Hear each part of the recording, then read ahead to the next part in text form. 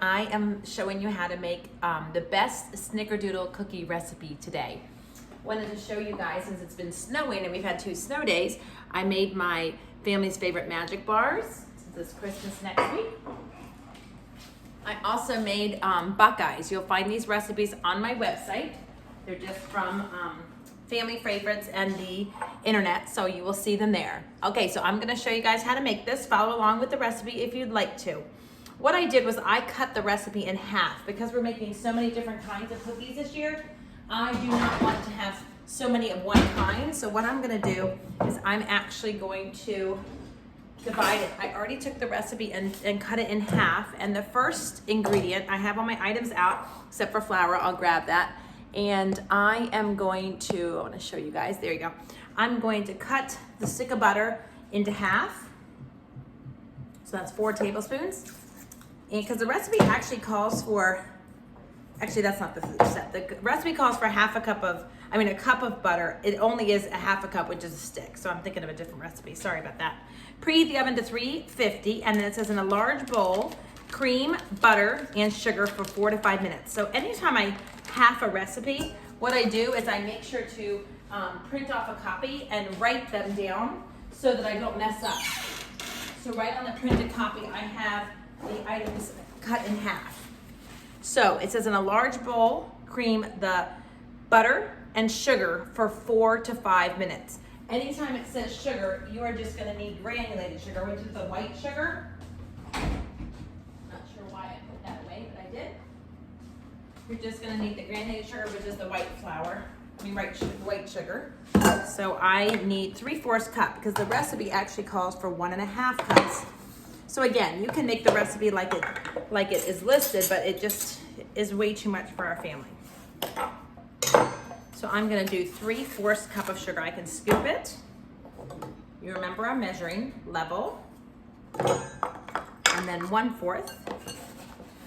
So a half a cup and 1/4 a cup, looks like I got cinnamon in there, equals half a cup and 1/4 a cup equals 3/4.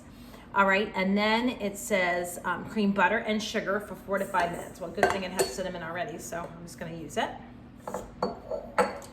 And it's going to cream. So I'm gonna leave that for 4 to 5 minutes. Kind of check the time, roughly, that's fine. It just wants to make it, they wanna make it light and fluffy. Then it asks for 2 eggs, but I'm only gonna use 1 egg because that's all I need.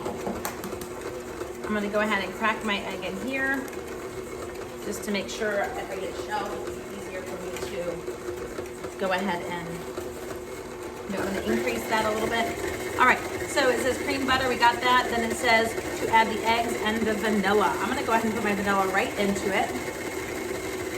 Stick that paper towel out of the way. The vanilla recipe says 2 teaspoons, but I cut it in half to 1 teaspoon since I'm halving it. This will be my extra. So see how I spilt? And I do like to use pure vanilla anytime I'm baking. If I'm doing something that, trying to think of a recipe where I use imitation. Pure has a much better, stronger taste to it, so if you can get pure, that would be better. Okay, and then it says to just after this 4 to 5 minutes, which we still have a few more, we're gonna add the eggs. I'm gonna go ahead and stir in flour. So the recipe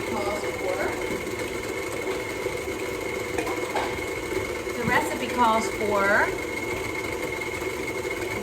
2 3/4, and that actually is 1 1/4 plus 1 tablespoon. So I'm gonna go ahead and mix. I'm gonna do it over my Christmas bowl. So I'm still keeping an eye on the mixer to see that it's actually doing it for 4 minutes, 4 to 5 minutes. I'm gonna let that go a little bit longer.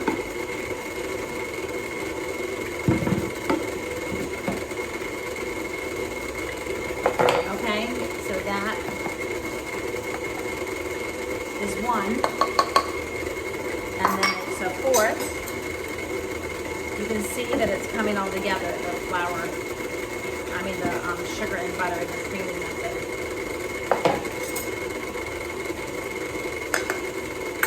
Okay, and then it just says 2 tablespoons. I'll go ahead and use this, it's fine.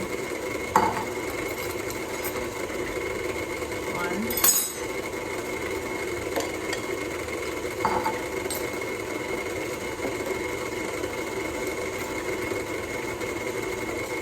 want it heaping. 2. All right, good. That's the way. I'm going to turn my flour off. I don't think that's been a full 4 minutes, but it might have been close to it because I see it's been 5 minutes. Okay, and now I'm going to add the egg and the vanilla that I've already measured. And it says to do it for another 2 minutes. So I'll keep an eye on the recording and I'll know how long that is. All right, so going back to my recipe, it says flour, check. Baking soda. Baking soda, I need, oh, I'm sorry, cream of tartar. Cream of tartar is an ingredient you might not have, but that is a great ingredient. It's actually a necessary ingredient for Snicker Doodles. I actually have a recipe that calls for cream of tartar for Play-Doh, which we make when we go to do our childcare unit. Or for practicing knife skills, it's an easy way. All right, so cream of tartar has 3/4 teaspoons. Is that what it says? 3/4, okay. So I'm gonna put that on here. And then I need, what do I need? Baking soda. Baking soda says 1/4 teaspoon. Yep, that's half.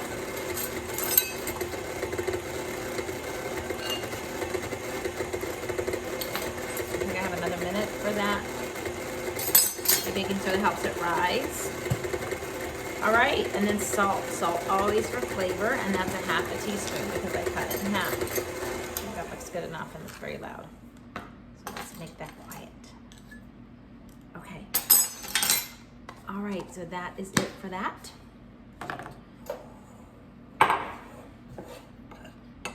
All right, so if we were together in class, I would be making cookies with you guys, but because we had the snow days and because of the pandemic, we are not together. So I think it's good that we're learning how to do it. You can always refer to them even after you're out of class.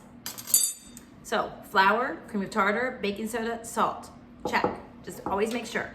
And then it says in the small bowl, I'm gonna go ahead and combine sugar and cinnamon. So what I'm gonna do is I'm gonna pour my extra flour back in, because remember that was the flour from when I was measuring. That works. And then this bowl is perfect. My winter bowl, it has snowman. Cinnamon and sugar. Okay, so I went ahead and halved this as well. I'm just gonna use the same measuring spoon. I don't know how I got cinnamon in that earlier, but that's okay. I'll just try and grab it now since this recipe has it. Maybe it was from when I did the cinnamon bone nuts. And cinnamon. Where is my soda?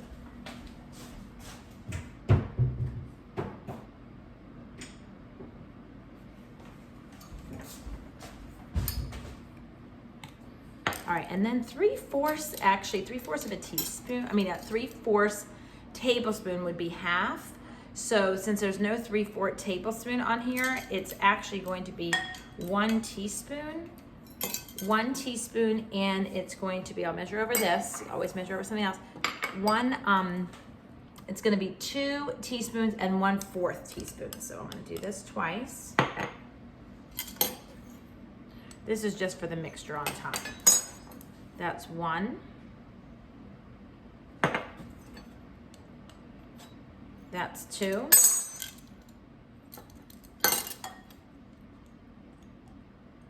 And 1/4. All right, so that's looks like a lot, but that's the right amount. I measured it properly. All right, so there's our cinnamon mixture. I don't know why I don't have I'm missing the thing off. Okay. All right, so now it says, if time allows, wrap the dough. Okay, wait, back up. Stir in flour, cream of tartar, and salt. So I think I stirred that, but let's just make sure we stirred it enough to combine all those items. And now we're just going to mix that up. I'm gonna take all these dirty things to the sink. And then when that's mixed up, it does say to go ahead and, if time allows, to do it for 30 minutes in the refrigerator. I always found that it's so much better to follow that step, and time does allow. So I'm gonna stop my video and I'm gonna return with my dough all ready to be rolled. It's just easier to be rolled in the cinnamon sugar when it's already a little bit like firmer than it is now. It's not as soft. Be easier to roll them. So I just scrape the sides of it.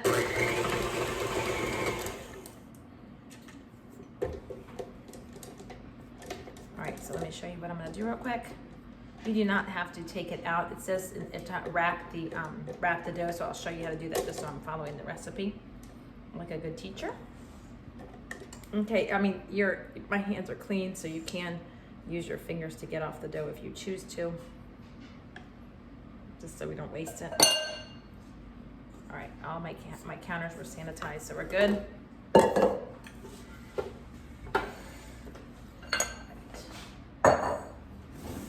The wrap, it says wrap.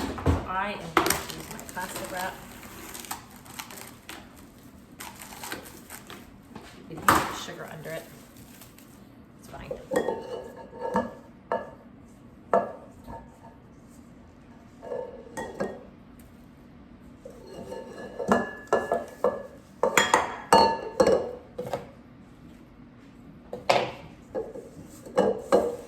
Spatula says let it snow, which is awesome because it is snowing. I went out a little bit yesterday to help shovel some, and it was really yucky. It was sleeting, so it's nice to have days off of school. I don't think we had any snow last year, so this is a good end to our 2020, right? All right, so I'm just gonna wrap it like that. I don't need it to look perfect because it's not like we're letting the bread rise, it's just dough. So it just says to wrap the dough, and then I'm gonna refrigerate it for 30 minutes. So I will be back. Okay, so I got the dough out of the oven. It looks like this. And if you made it correctly using the proper measuring tools, you will be able to just pinch some and form the balls. If you have a helper in the kitchen, which is always nice, you can have that person form them. I like to make them pretty small. It says it makes 24, but it really actually just depends on how big you make the cookies. I like to make them pretty reasonable because we have other desserts for the holiday time. This recipe is a great recipe because it doesn't have Crisco. I do not like Crisco. I prefer butter. I think it's more natural. It's better for you. So if you want to follow the recipe I provided, it's just a Food Network one, I think, or allrecipes.com, one of the two. You can even put two at the same time if you choose to. Just coat it with cinnamon sugar mixture that you had made ahead of time. So I actually let it be in the refrigerator. You could even pick it up if you want. I left it in the refrigerator for about an hour and a half so it could be longer than 30 minutes because I went and did an errand. You could even make it the day before. So I'm just gonna show you how to do it with one sheet, remembering to leave space between it. You do wanna try to make the balls, the cookie balls, the right similar sizes, because if you do, then it will cook more evenly. So I just put 3 in at the same time, coated it. I'm gonna try to fit one more row on my parchment paper here, slide it over a little bit. I like to do 3 across and 5 down. So that makes 15 right there. And then I do have another baking sheet that I will go ahead and do it. The trick is when you put it in the oven, I am going to set it for, it says 9 to 11 minutes. So I'll put it in for 10 minutes around. And then I'm actually gonna put one on the top and one on the bottom. And then I'm gonna switch the racks at 5 minutes. So I'm gonna set the timer. And I'm gonna stick this one in for the full amount of time. But if you have 2 baking sheets done and you are impatient, which I am sometimes, then 11 minutes, you can go ahead and just, it's always better to just do it on the top shelf, but if you're impatient, you can do it with some on the bottom and some on the top and switch it halfway. But with baking, remember, every time you open the oven, it is actually losing about half the amount of the heat that's in the oven. So it's better that you don't do that. Like I'm telling you the way I do it sometimes, but the best method is to just use the top rack, be patient, and then just do it a second round with the last 10 minutes. If I run out of the sugar mixture, I'm just gonna make a little bit more and we will be good to go. All right, I'll show you the final product later. Hopefully my hands aren't too dirty. Adios. Okay, so there, we just came out of the oven. And what I'll do is take my pancake turner, or spatula turner as it's referred to, and you can see that these, oh, I can't show you, hold on. You can see that two of these were squished together. So make sure that you, even when you put it into the oven, what happened is sometimes they'll roll, and they rolled over a little bit. So I wouldn't have put them any closer together than I did. They are soft because that's how snickerdoodles are supposed to be. If I leave it on the cookie sheet, it's going to actually harden more because of the standing time, like we talked about in class. Standing time means that it's the internal heat in the cookies and on the pan is going to continue to cook it. So we want to make sure to remove it and put them on the cooling racks. And then what I'll do, I just kind of layered it. And what I'll do is I'll wait for the next batch to come out. And I usually just stack it like that. This is stackable, and then I'll just put it on top. All right, so that's it for snickerdoodles. Let me show you how pretty they look when they're on a plate with a contrast. So there you have it. I would put the rest of it, or maybe a glass plate, and then I only have 3 left, and I didn't want to mess it up or squish it. You can use the same parchment paper and just put them right where you see your circles, and you are good to go. So enjoy this easy recipe, and I hope you guys enjoy your break. See you. Bye.